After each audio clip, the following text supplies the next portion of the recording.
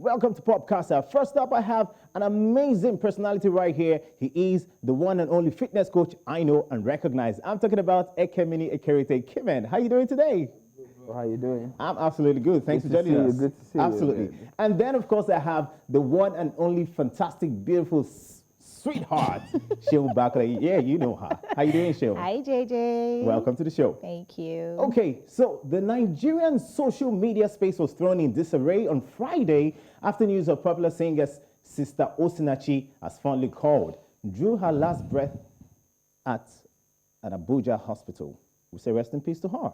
Her death came after she had first reportedly battled an undisclosed ailment for several months. Later on, news came out from multiple sources that she died as a result of domestic abuse from her husband, Peter Nwachukwu, who would beat her unprovoked. It was revealed that her husband made her a perpetual slave as he was directly in control of every single penny the popular singer made. Following her death, a new revelation shows that Peter has a secret wife outside their union. This information came to light when one of his children, and one of the children of the deceased gospel star found an old photo, the photo album hidden in his father's room. The child, whose name is withheld for apparent reasons, said the mother had suspicions that their father was having a secret relationship but could not lay any hands on any reasonable evidence, whether spiritual or physical. And in a recent interview, the family members have expressed grief over the death of Sister Oseni. Now I'm asking a lot of things about this whole story. But before we even talk about the marriage, are there signs that point to the fact that someone is an abusive person? I mean, without even coming close. Kemen, I'll start with you.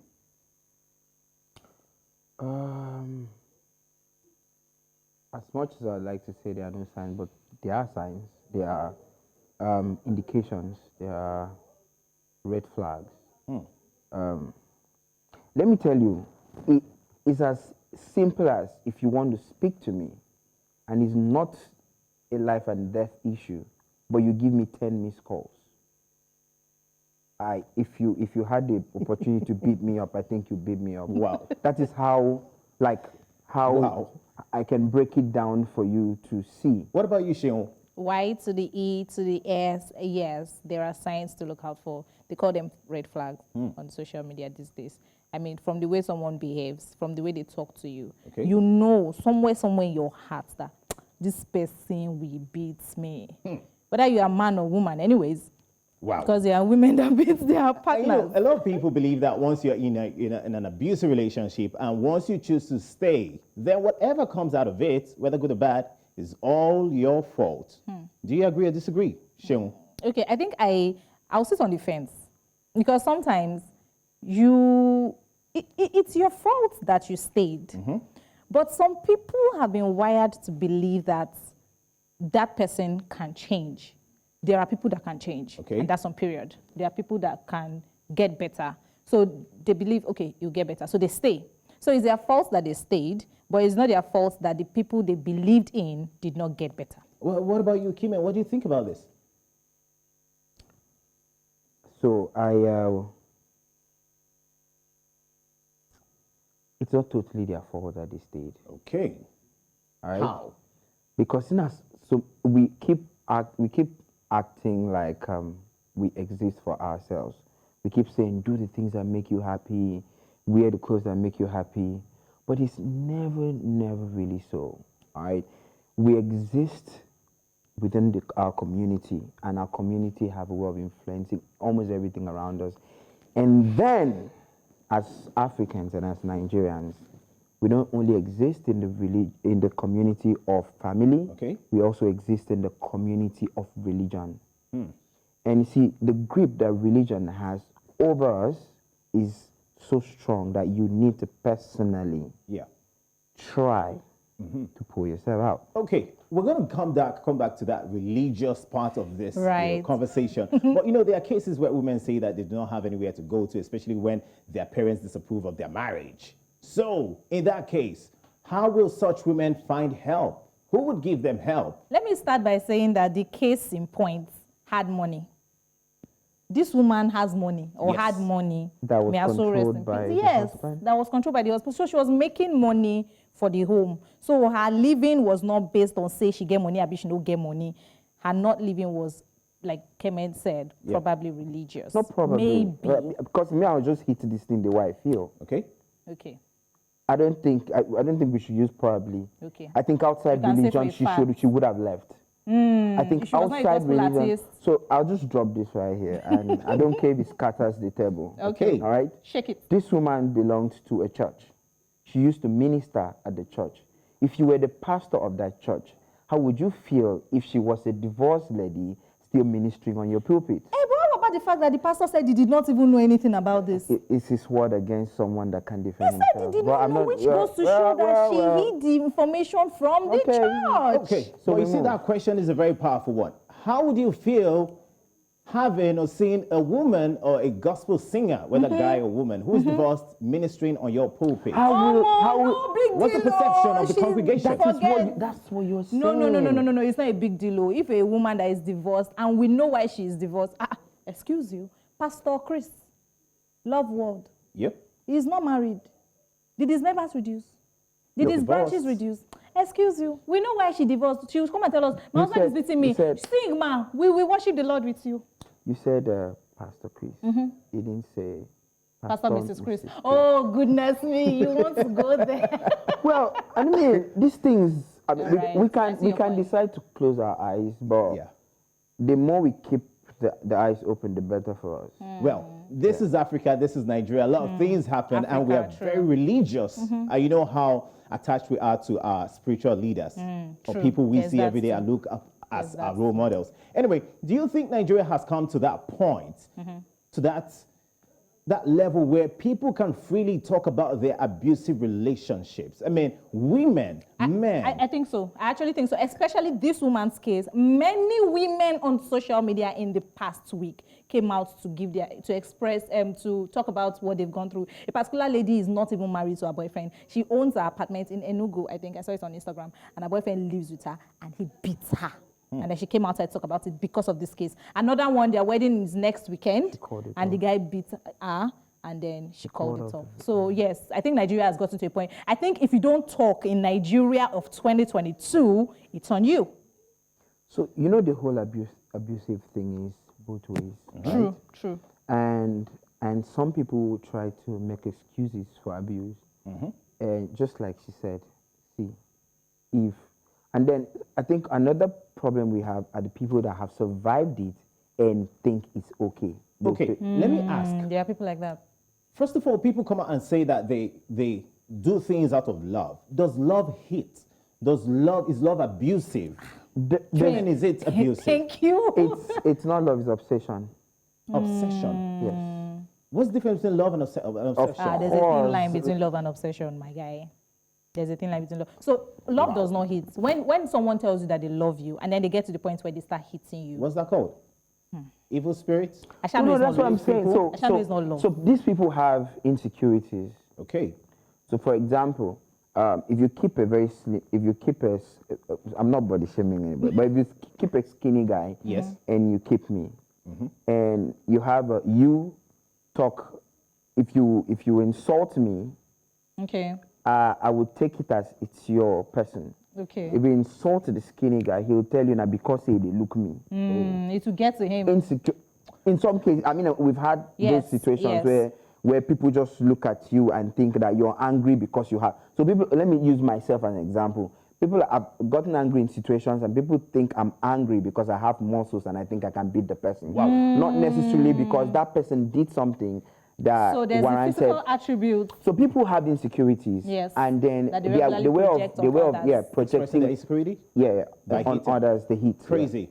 Violence is not the case. Violence should never, ever be all. encouraged.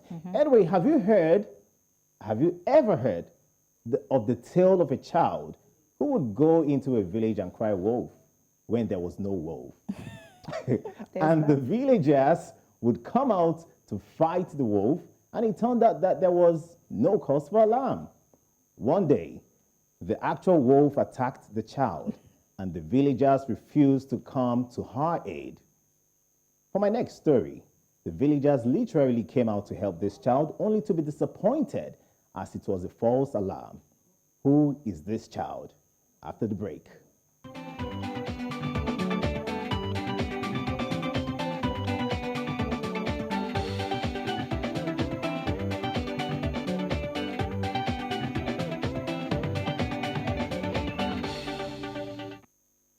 Thank you for staying with us right here on Pop Casa. With reference to the story I told you before the break, the child in this case, is a lady who tweeted an SOS message saying she was being kidnapped and raped. She even went ahead to drop the phone number and address of her alleged kidnapper and rapists. Concerned friends on social media followed and started calling the number after tweeting, and a lot of retweets also followed. The little girl in my story is a 20-year-old Toyosi Adeshegu from Ogun State, but based in Lagos. After the tweet, and in a matter of minutes, the Nigerian police force were involved and they swung into action and arrived at the location. However, hours later, Toyosi Adeshegu tweeted again and made a video saying that she was never kidnapped or raped. The story was corroborated by a video of a conversation with someone identified as her brother, where he was visibly upset with his sister's action and said she was just chasing clout. And as we speak, all parties involved in this public nuisance have been arrested. The police public relations officer, Lagos State Command, SP Benjamin Hundeyin, made these statements yesterday via Twitter saying the lady was voluntarily presented herself at the police station. Questioning is ongoing. We will keep you updated. After a careful and extensive investigation, it is revealed that the 20-year-old Toyosi Adeshegu female is a regular visitor to Olamilekon Farouk, Ayefon Ayinde, and Olushola Onipede, all males who all reside at 78 Obayon Street, Akoka. This morning, she was restrained from leaving the apartment by the young man. Toyosi tweeted, or rather threatened to tweet what she tweeted if she was not allowed to leave. The young man called her bluff, and she tweeted based on the foregoing. The three men will be arraigned for wrongful restraint, while Toyosi will be arraigned for giving false information. And now, that's all the whole here and there, back and forth about this. Now, do you think Toyosi went too far with her tweet? Or was it quite reasonable for her to just drop that tweet and make that whole false alarm? I'll start with you, Sheon. So, when I first saw people dragging her, of course, I brought out my tiger gen and did what? Drag that joint. Wow. I dragged that joint. But when I saw the police reports where they said she was with those guys and they called her bluff, I'm like, oh, okay, it came from somewhere.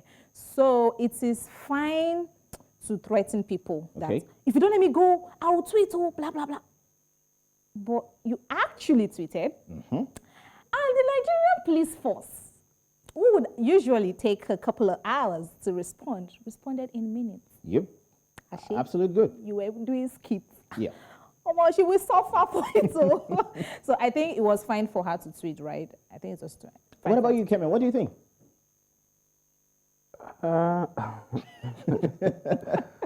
Yeah, well, I think it's a lesson for everybody. I mean, they didn't have any reason to restrain her if she wanted to leave. Okay. They say now, play with dog. Now dog they take wound you. Who knows? Maybe the restraint did not have any bad intention. But someone said you were joking. Yeah, they were playing. But what? Persons playing. But what if together? But what if that joke? Yeah. What if that joke was escalating already? or had plans to escalate? Exactly. So I think we should just respect people's decisions and I'm happy with the way the police handled the situation. The boys are in, she's in. She knows not to give false alarm the boys also know not to call bluffs in situations like this. Exactly. Now, do you think, now talking about the police, do you think that she should be sentenced or fined, or do you think, or do you want the police to just temper justice with mercy? I mean, The police should do what is right in situations like this. Let it just be a lesson to everybody that has to learn. Because, I think they should do what the law says. Because if it was a guy, nobody would say they should temper justice with mercy. However, because I'm a woman, they should just let her do community service. But what the law says? Whatever it is the law says. Yes, okay, so what does the law say? I mean, do we know what the law says? Okay, so what does the law say? okay, what the law say? What does it say? So, take it up right there. Any person who publishes or reproduces any statement, rumor, or report which is likely to cause fear or alarm to the public or to disturb the public peace, knowing or having reason to believe that such statement, rumor, or report is false, is guilty of a misdemeanor and liable on conviction to imprisonment for 3 years. That's the first one. You see that? Okay, go ahead. You see that? And then it shall be no defense to a charge under subsection 1 of this section that he did not know or did not have a reason to believe that the statement, rumor, or report was false unless he proves that prior to publication, he took reasonable measures to verify the accuracy of such statement, rumor, or report. You see that? Anyway, let's move on right now. Abi? She's 20. 23. She's a sweet 20. By Very then she'll sweet. be 23. She'll be out of prison. And it's never happened again. So if this life. happens, it will save a lot of people from But false a little question, what if it accusation. happens to be some clout chasing? Why do people chase clouds? So the exact reason, why do people chase clout is the same thing that happened to this late Dr. Chinelo, the Abuja person that said, I've been hit by a bullet, please everybody save me. And then people were saying, it's clout, it's clout, it's clout, it's clout. People chase clout for attention. Okay, basically. clouting for attention right now. Now, let's see this. At this point, we go to the part we call the itch. A very simple question. Which of them would you go for? Would you go for an expensive wedding and a low-key honeymoon, or a very low-key wedding and an expensive honeymoon? Which of them would you go for? Kemen, expensive, low-key? Whatever my wife decides. Oh, will you marry me? Wow, that's so cute. Okay, what would you decide? I can say A now and it will be B that time, but reasonably, I'll go for the cheap, less expensive, low-key wedding and expensive honeymoon. But who knows, by then there might be plenty money. My dear. Then I'll do expensive both. My dear, I'm sure you're not speaking the mind of so many women right now, because come on. Okay, and by the way, how do you define a low-key wedding? What's a low-key wedding to you? So I think a low-key wedding is when you can afford a wedding of 10 million, but you decide to do a wedding of 2 million, for example. Naira? No, Naira, of course. Naira. So that you can have 8 million excess. You know, I anchor weddings, just so you know. I'm a wedding MC, and I see what people do. They would rather do a loud wedding, impress, because to them, your wedding is once in a lifetime, so you gotta do it well. Okay, what about you, Kemen? Expensive wedding, low-key wedding. How do you define that? You can have both without spending a lot of money. Thank you. Okay, is it by the turn up, like the celebrities that come right there? Is that what Celebrities. makes it big? What exactly? No, No, of course not. no. You can have an expensive wedding without breaking the bank. It all has to do with your social capital. Social capital. Social capital. Yep. Use social capital to do expensive wedding without touching your account. Fantastic. And then you Kemen 2022. Okay. Are you put some account number or what? Or DM me? How does that work? Wow. So if you know Banky W, you know Don Jazzy, you just call them. I'm getting married. They wire something into your account. I mean, if you're a good guy out there and you're single and then you want to marry him, and when you're ready, there are some people that are just waiting for me for you to say, it's time. Yeah. And they're like, okay, let's do it. Talking about time right now. Guys, it's time. I mean, we want to continue this conversation, but we need to go right now. Thank you so much, Kemen. Thank you so much. Thanks for coming around. We really do appreciate it. I appreciate being here too. Yeah. And thank you, Sheon. Thanks for even asking him to say, hey, both of you have to come together. You know that kind of stuff, right? We'll continue this conversation outside the studio. Yes, sir. All right. And talking about this conversation, please follow us on all social media platforms at News Central TV. My name is JJ Raymond. Have a beautiful day. We'll see you next time.